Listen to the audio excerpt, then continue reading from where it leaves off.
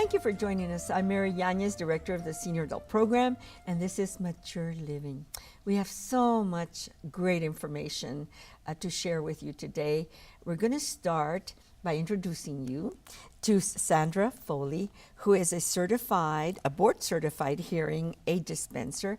She is also the owner of the Southwest Hearing Aid Solutions, and she's here to talk to us a little bit about services for the hearing impaired. We all know someone that maybe needs this kind of help. We're going to start by asking. Thank you for being with us. Thank you for having me. I'm already wanting to ask you questions because I have so many. Sandra, tell me about your solutions, your Southwest Hearing. Well, we opened our office so we could provide better hearing and understanding to everybody and improve their quality of life. So we always do a complete hearing evaluation. There's no charge. And if we find that they qualify through a program, that's what we do. Yes. And sometimes it's hard to get the men over there to get the evaluations, Yes. because they don't want to admit they can't hear the television, so it's full blast, And so, and many people are in denial, and we need to take care of our hearing. We need to put attention, like we put attention to our eyesight when we need glasses. Correct. And so a lot of the spouses, what they do is they'll tell them, well, let's go see Sandra because maybe it's wax. So Yes. a lot of times that could be it. And we do cerumen management. It's like an ear spa. And then we'll do a screening. I'll tell them, let's just do a screening just to make sure that wax didn't affect your hearing. And that's a good way to get them in. Very good, very good.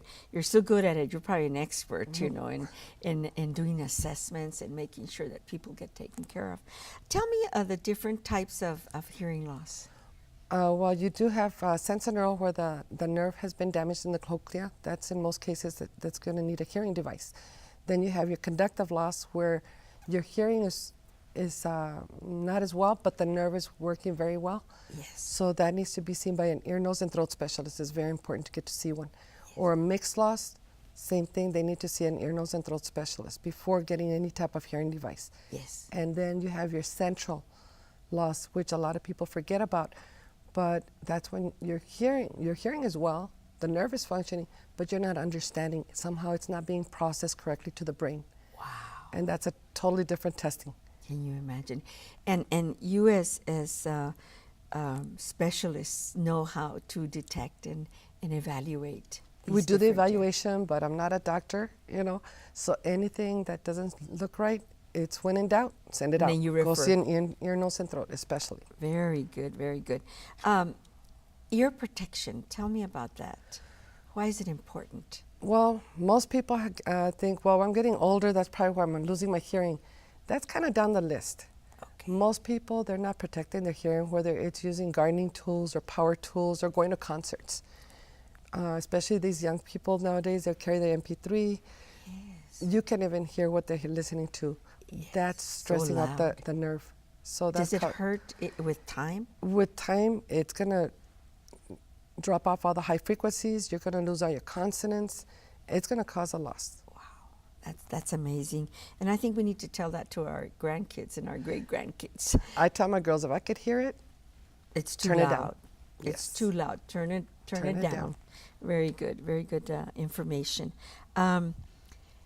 We talked a little bit about the free evaluations. Where are you all located? We're in the Townies Plaza at 1188 North Yarborough, and Yes. it's Suite U. We're right across the street from Sonic. Okay. And we're I open know where Monday Sonic through is. Friday. I do stay late sometimes because people are working, so they Yeah. need after hours, or on Saturdays as well. We do it by appointment. I definitely need to call you. Anytime. Very good. And of course, some referrals because we know people that need help. And you also received a grant a couple of years ago. You mentioned, what grants are these? Are these state-funded grants? It's state-funded by the Office in Deaf and Hard of Hearing Services, and it's for the STAP, Specialized Telecommunication Assistant Program, as well as Technology Program. The Technology Program is run by Rebecca Hernandez, And my staff program is run by Monica Villalba and Cecilia Reyes. And we're very familiar with Rebecca. She's been out in the community for years. Definitely. Demonstrating, and we need to invite her, by the way, Yes. back to Mature Living to show us all of the different technological aids, Assisted listening devices, contigos, yes. loops, all that she will cover with you. And we do service all of Region 10. Wow. What is Region 10? It's from El Paso all the way down to Presidio. So, you all are very, very busy in Yes. getting help for the hearing impaired or persons that have that need this help. Any type of loss. I was just thinking about a situation where maybe a senior's in a class, but they have to drop because they can't hear the instructor. They can't really learn from the instruction or hear their peers, these are the kinds of things you can help with Definitely. these devices. With the technology. devices or with the hearing instruments or with a combination, because you could have a hearing instrument and have the loop system, and that's where Rebecca comes in with her technology, and that way she can hear the instructor, but they're not going to pick up all the noise around them. Yes, and then also, do you have phones that light up? Yes.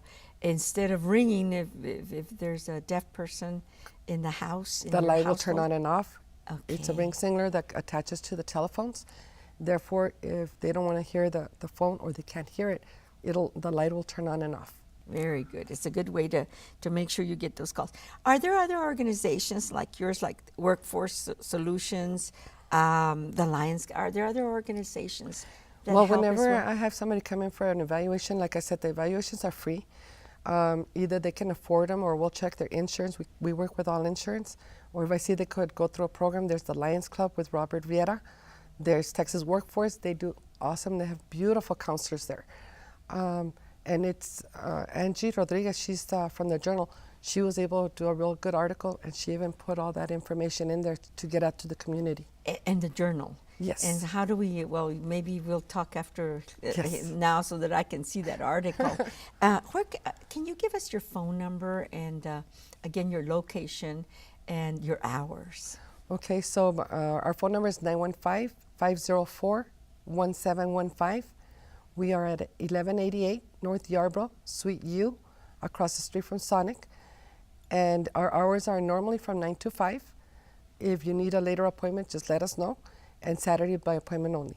So important. And so we, I want to mention your name again, Sandra Folley. Yes. And you are a board certified hearing aid dispenser. Like you say, you're not a doctor, but I'm not a definitely doctor. you're a technical. You'll never see me with a little white robe. I've been doing this over 20 years, but I'm not a doctor. I will refer anybody to a doctor that needs it. And that's what you do, and that's how you help our community, and our seniors need to stay healthy. Yes. Take care of your eyes, take care of your ears. And we try to do as many health fairs as Ears possible. are not just for earrings. Exactly. We got to hear what's going on. That's right.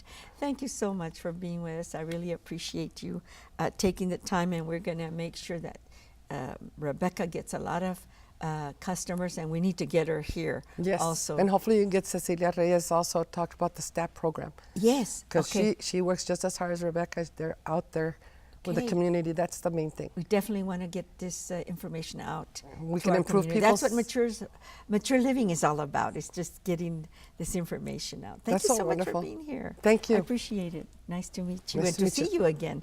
Sandra Folley. Okay, and she's with the Southwest Hearing Aid Solutions, and so she's going to be helping everybody in this community. Thank you. Thank you. We'll be back with more guests.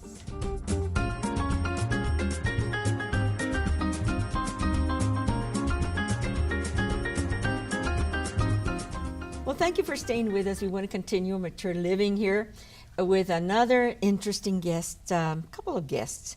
Eina Holder is no stranger to Mature Living nor to the Senior Adult Program. Thank you, Eina, for being with us. Thank you for inviting us. You're always connecting people and programs and helping in the community, and we always want to keep that connection with you.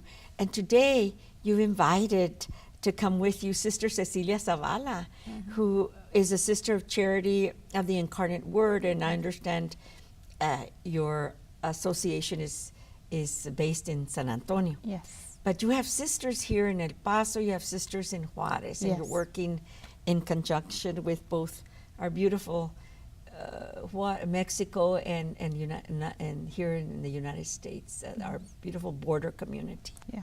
Okay, I want to ask, first of all, Eina, where's the connection here? How did you meet Sister? Where were you all working? Okay.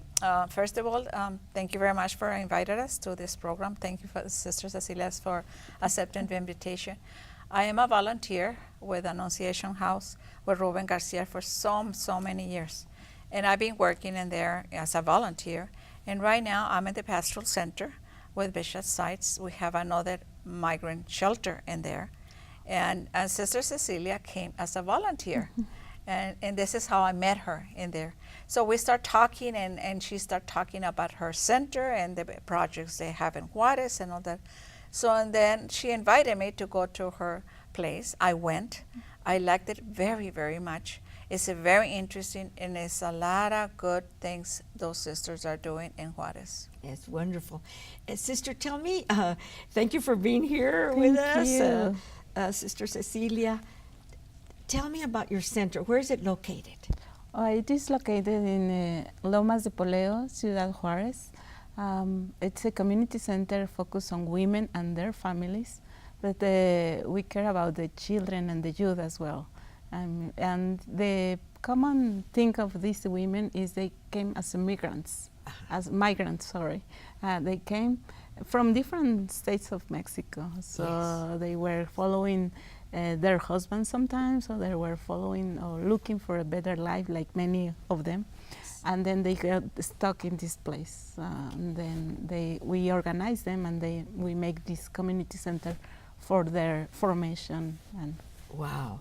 And so you help them with their spiritual formation, but at the same time, there's also the need to survive. Oh, yes. And to help their families and their children. At your center, I understand you have about 80 students. Yes. Starting with little ones in school up to university. Yes. College. Yeah. Tell me about the work that you're doing and how you assist these families. What is it that you all teach them? First of all, I would like to clarify that it's not a school. It's a community center where they gather together and they have a space where they can express, communicate, and share about their lives. So this helps in the sense psychological, spiritually. It's almost like continuing education or a community center where they can gather and support each other. Exactly, exactly. Besides that, we have to improve their homes. So they didn't have basic services at the beginning, so they needed a dignity for their homes and housing. So yes. Like dry toilets or yes. ecological houses. And then we also teach them how to grow a little farm, I mean garden, gardens, yes, you know? Organic garden, something like that, they can make use of them. And plant. So, yes. Plant their food that grows here in this part of the country. Yes. And so they're planting, they can have their organic farming, housing, you help them with fixing up their homes, making sure that it's safe and that it's warm and cool. Yeah. I'm sure that they're lacking what we enjoy here in our lives, So you probably teach them how to use the sun. Sure, yes. All the ecological issues is a very big issue nowadays.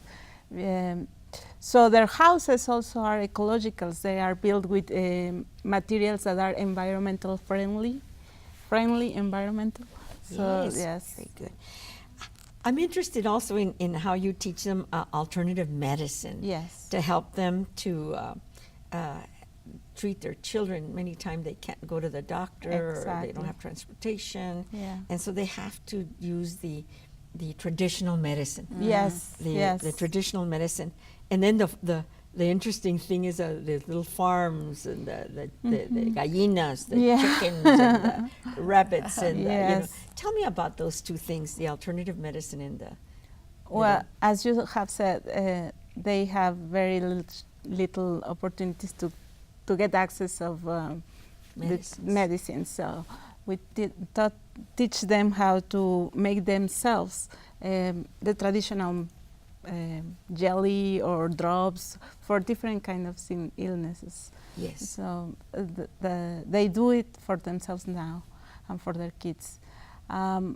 Besides, we also teach them how to grow chickens or rabbits or pigs or whatever is possible for them to have in their backyard. Little goat for milk. Yes, in the backyard, so they can have also. Yes, eggs with the chickens. Exactly. And how to establish their small animal farms. Yes. Wow, that's amazing. Yeah. And how many families are you helping, más o menos, more or less? Yes, it's up and down because it requires perseverance for Yes. these families to stick together. But around, I could say, the center has been there for 20 years, and it's about 100 families or more. Yes. Yes. Yes. And of course, we want to thank the Sisters of Charity of the Incarnate Word for their dedication.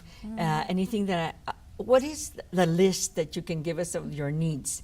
And we're going to give your number, Eina, right now, so that they can call. Tell me what it is that you need from this community to help you. Well, before that, I would like to thank all our benefactors and partners, because this labor is not only it's not isolated from the community.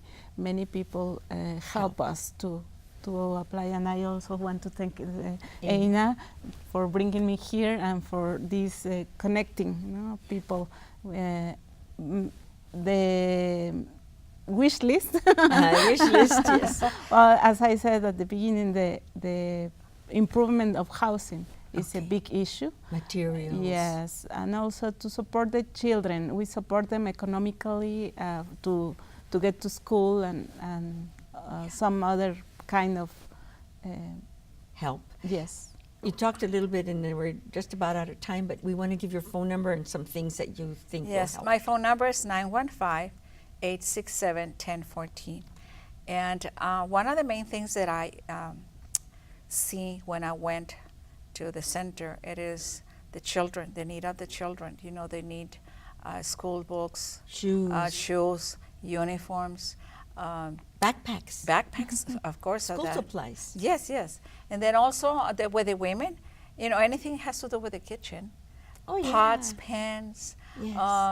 sometimes even food, like we call dispensas. You know, we Yes. put a little bit of bag, and then we put a little bit of rice and beans and some things in there. And you're talking 100 families, but we cannot really, you know, help all of them. But any donations that has to do with that would help them a lot. Hygiene items. Especially that. So toys for the kids. So that will help a lot. Oh, and I would like to mention something very, very important. The sisters, there will be anniversary for 150 years. Is that so? Yes. From your order? Yes. Oh my gosh. It's our 150 jubilee year. years. Sisters of Charity of the Incarnate Word. 150. Congratulations Thank in your you. celebration. Thank you. Oof, that's a long time they've been doing work in the communities. Gracias. Thank you, sister. We've been talking with Sisters Cecilia, Sister Cecilia Zavala and Eina Holder. You be sure and call area code 915-867-1014 if you want to donate. We'll be back.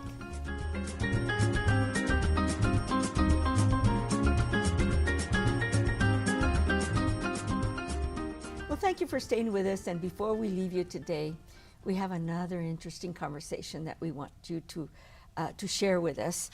There was a program at Valle Verde on March the 11th, and it was coordinated through Claudia Chacon, who's a history instructor, and she invited Annette, Medicine White Buffalo. And the title of the event was Honoring Women Through Native American Traditions. And we hope that they'll present that again, because I'm sure it was very interesting. They're here to share with us why it's important for us to share our traditions. And so I've invited Claudia. Claudia, thank you for being with us here on Mature Living. My pleasure. Thank you for inviting us. Yeah. And who did you bring? I brought my Native American sister, Medicine White Buffalo, we try to do things together whenever we can schedule things together. So I decided to bring her because she's an important part of my life, and we share the medicine. Do you? Yes. And tell me about your background, your heritage. Well, as far as my indigenous blood, I know that from my father, I'm Sioux, and from my mother, I'm Tarahumara. Yes. So that's where my indigenous side comes from. And in your history, you are a professor of history here at the community college. Yes, ma'am. Why did you think it was important to bring this program? What I find interesting is that every time we review books, when it comes to the indigenous history, we normally get a page or a page and a half. And I understand, all you have to do is look at the publishers, the editors, and of course they're not part of this culture. Sometimes I get the publishers tell me, you know, we interviewed somebody that has specialized in that field, and so I ask who's this person, and has no background, has nothing whatsoever. It's just somebody that probably interviewed something or did some outside research. So I find that even though we are in this continent, our people, we're not informing our community nor our students. So to me, it has been this personal objective to bring the information of our continent and our people. How awesome is that? Definitely, we need to broaden our world, because we're always thinking about U.S. and that was only 150 years ago or whatever, and you've been around for many Yes, ma'am. centuries. Tell me, I want to learn Annette. I want to learn what her work is, your mission. Tell me about that. My mission right now is to open a ceremony for women here called the Moon Dance. And it's in process right now for those women that are needing of healing and needing a women's community to make them stronger, to make them to believe within themselves, that they can do things out in the community, that they can stand alone. Wow, and strengthen Yes. the woman. The role of the woman is very important. Yes. In the indigenous culture, ¿verdad? They are the teachers. Yes, ma'am. They are the healers. Exactly. We're the ones that carry life, you know. And a lot of, we saw that, I see it amongst my students, but we saw that yesterday where we had many women approach us and ask us just straightforward, so women are important, like a verification. Yes, we are important. You know, it's not to leave men aside, because we need both to Yes. survive, right? That balance. But we had to reassure a lot of these women yesterday that yes, women are important. We are We're in our connection with Great Spirit, with Mother Earth. We are the givers of life. And I spoke to a woman. And it's sacred. It's very sacred. Everything that women that evolves around us, if you notice, brings life. Our mothers, our grandmothers, our sisters, ourselves. And this is why we try to do this together, to bring that honor and respect for ourselves, and it carries. Yes. And what was your message, Annette? Your message yesterday, and what did you come through for the women? For the women, What did you teach? my message to them was that they're very strong, and each of us have our own medicine, and they need to find that medicine so they can share that medicine with the community. Yes. And I understand you travel, because one of the difficult things was to schedule when she's in town, and so that we could have this presentation at Valle Verde. So where do you go, and what is it that you want to accomplish in your travels? Well, I go with other grandmothers for teachings.